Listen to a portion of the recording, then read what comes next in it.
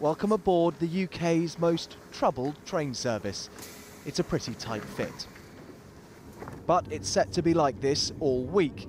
This is the first of 5 days of action on southern services, the country's longest rail strike for almost 50 years.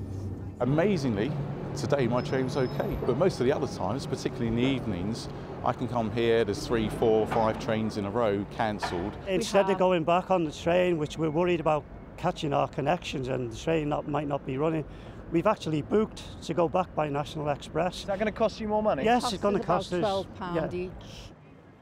The argument's over who does this. At the moment, conductors open the doors. The operator Southern wants to give that job to drivers.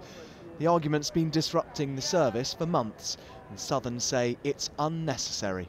The strike is not needed. We need to find a way forward by talking to the RMT and working out our differences. I do think commuters are going to be tired of hearing that. You've been saying the same thing for months now. Well, I do think that we've got the right to modernise our train service. We have to modernise our train service. We have to find ways of delivering our train service better than it has been in the past. Now prepare for some further disruption, this time to our interview. Driver-only operation is an established way of operating trains. Run a proper service. I mean, this is the sort Run a proper service. You won't run a proper service for years. This passenger said he was tired of having to allow 3 hours for a journey which should take 1. We can't even do an interview without angry commuters interrupting us. What does that tell you?